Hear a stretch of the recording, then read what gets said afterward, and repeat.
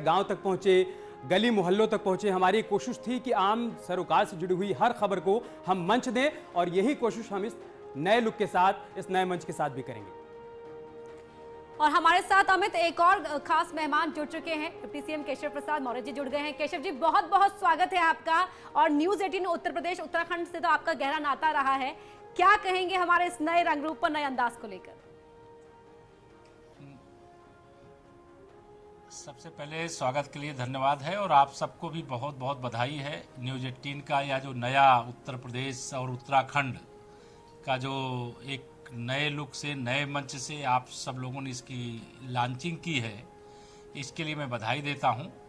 और न्यूज़ 18 का योगदान, मैं कहूं कि देश के अंदर सबसे अधिक आबादी वाले राज्य उत्तर प्रदेश के अनेक खबरों का, कई बार हम लोग कई समस्याओं को जानना चाहते हैं अधिकारियों के माध्यम से भी सूचना आती है, पार्टी संगठन के माध्यम से भी सूचना आती है, लेकिन न्यूज़ 18 के माध्यम से भी बहुत सारी हमें सूचनाएं मिलती हैं जिनका हम सरकार में रह करके उस समाधान करने का भी प्रयास करते हैं और जनता की जो अपेक्षा है उसको पूरा करने का काम करते हैं।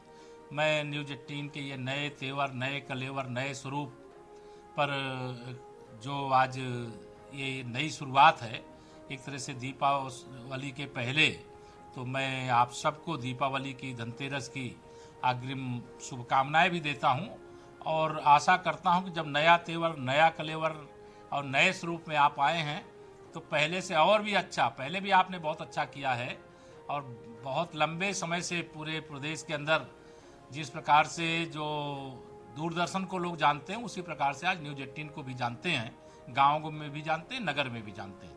मेरी ओर से आप सबको बहुत बधाई है, बहुत शुभकामनाएं पूरे हमारे उत्तर प्रदेश के 24 करोड़ लोगों को और उत्तराखंड के भी अपने भाई बहनों को, क्योंकि यूपी और उत्तराखंड छोटे और बड़े भाई की तरह है।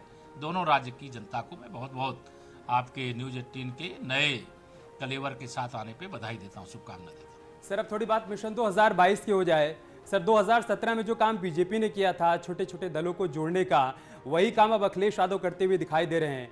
आज ओम प्रकाश राजभर के साथ उन्होंने हाथ मिला लिया और ऐलान कर दिया कि हम 2022 में सत्ता में वापसी कर रहे हैं। देखिए, श्री अखिलेश यादव जी के बारे में, अखिलेश जी अगर स्वयं के बारे में भूलें तो ठीक लगता है, लेकिन न्यूज़ 18 को याद रखना चाहिए 2017 के विधानसभा चुनाव में समाजवादी पार्टी और कांग्रेस का गठबंधन था और गठबंधन होते ही कांग्रेस 7 सीटों पर सिमट गई और समाजवादी पार्टी 225 से 47 सीटों पर सिमट गई।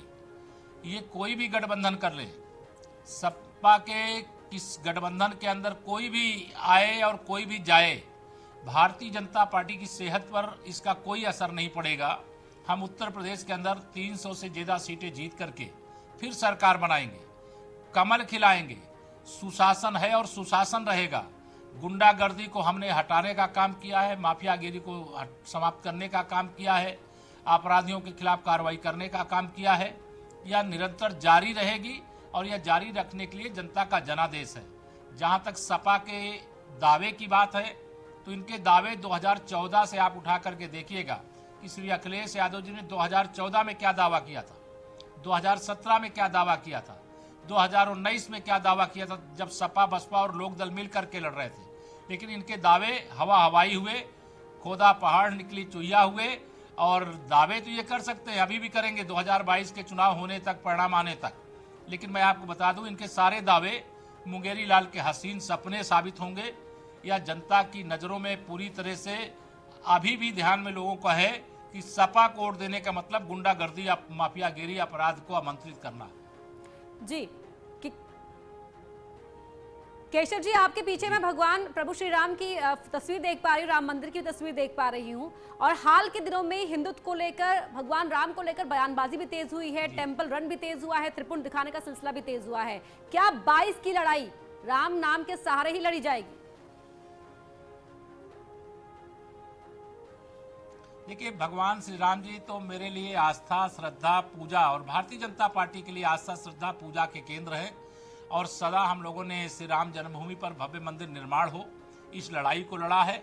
मैं तो स्वयं श्री राम जन्मभूमि आंदोलन का सिपाही भी हूँ, कार सेवक भी हूँ, राम भक्त भी हूँ मेरे लिए तो अत्यधिक खुशी की बात है कि रामलला का भव्य मंदिर बन रहा है। देश के माननीय प्रधानमंत्री श्री नरेंद्र मोदी जी के नेतृत्व में सरकार बनने के बाद बन रहा है। लेकिन जो अभी इस समय कोई रामलला का दर्शन करने आ रहा है, हमें दर्शन करने में कोई आपत्ति नहीं है, लेकिन यह सारे के सारे लोग रामलला की जन्मभूमि पर मंदिर निर्माण के विरोधी रहे हैं। इन्होंने सदा राम मंदिर निर्माण की जगह कुछ और बनाया जाए, ये सदा विदेशी आक्रमणकारी बाबर के समर्थक रहे हैं। इन लोगों ने मुस्लिम तुष्टीकरण की राजनीति का इतना घटिया चरित्र दिखाने का काम किया कि 1990 में जब कारसेवक निहत्थे थे, श्री राम जय जय राम का जाप करते हुए जा रहे थे, उन निहत्थे राम भक्तों पर गोली चलाई। अयोध्या की धरती को राम भक्तों के खून से लहूलुहान करने का काम किया। और अगर ये आज रामलला का दर्शन करने जा रहे हैं या जय श्री राम करने की बात कर रहे हैं, जय हनुमान जी की बात करने की बात कर रहे हैं, जय श्री कृष्ण जी की बात करने की बात कर रहे हैं, जय शिव बोल रहे हैं, तो यह मैं मानता हूँ ये भाजपा की वैचारिक विजय है और इन लोगों की वैचारिक पराजय है। बाकी कोई आए कोई जाए, कौन नकली चुनावी हिंदू है, कौन असली हिंदू है, कौन सच्चा राम भक्त है, कौन चुनावी राम भक्त है, यह सब लोग जानते हैं। सर, प्रियंका गांधी पूरी ताकत के साथ अपनी मौजूदगी दर्ज करवाने की कोशिश कर रही हैं उत्तर प्रदेश में। 2022 में प्रियंका कितनी बड़ी चुनौती होगी बीजेपी के लिए? देखिए, मेरी जानकारी के हिसाब से, मेरी समझ के अनुसार से, मैं रोज गांव से भी के लोगों से भी मिलता हूं और नगर के लोगों से भी मिलता हूं। सपा बसपा कांग्रेस एक ही थैली के चट्टे बट्टे हैं। इन तीनों के बीच में मैं कोई अंतर नहीं समझता। श्रीमती प्रियंका वाड्रा जी और श्री राहुल गांधी जी, ये दोनों लोगों में कांग्रेस की लीडरशिप पाने की होड़ है। ये कहीं दिखाई दें या दिखाई ना दें, कांग्रेस के वोटों में कोई बढ़ोतरी नहीं हो रही है। मेरे हिसाब से कांग्रेस की और सपा की बसपा की जो स्थिति 2017 में थी वह 2022 में बनी रहेगी। यही इनकी पार्टियों की उपलब्धि होगी। भारतीय जनता पार्टी ने केंद्र और प्रदेश सरकार दोनों के डबल इंजन की सरकार के माध्यम से जनता की सेवा करने का काम किया है। उत्तर प्रदेश का सबका साथ सबका विकास करने का काम किया है। हमने कुछ का साथ कुछ का विकास नहीं किया, हमने सबके जीवन में खुशहाली लाने का प्रयास किया है। और इसका परिणाम ही है कि आज चाहे प्रियंका गांधी जी कहीं जाती होंगी, कांग्रेस के पास तो केवल फोटो खिंचवाने वाले नेता बचे हैं, उनके गिने चुने कार्यकर्ता बचे हैं, उनको ढूंढने से प्रत्याशी भी नहीं मिल रहे हैं।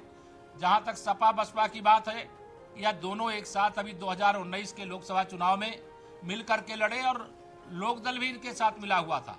लेकिन तीनों के गठबंधन के बाद भी भारतीय जनता पार्टी ने उत्तर प्रदेश में 64 सीटें जीती और 51% वोट अर्जित किया। तो यह हमारी बड़ी विजय है। यह सारे गठबंधन के लोग एक हो जाएं। अब जनता जो है माननीय नरेंद्र मोदी जी के दिल में है और माननीय नरेंद्र मोदी जी जनता जनार्दन के दिल में है जी।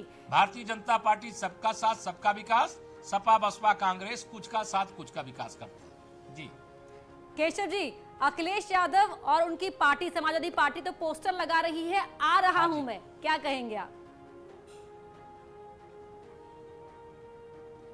मैं तो इतना ही कह रहा हूं, 2014, 2017, 2019 में श्री अखिलेश यादव जी जो कहे हैं केवल उनको याद दिला दीजिए। मैं चाहूंगा न्यूज 18 नए तेवर नए कलेवर में तीनों बार के बयान उनके क्या, उनको केवल दिखा दीजिए तो उनको रात में आज नींद नहीं आएगी।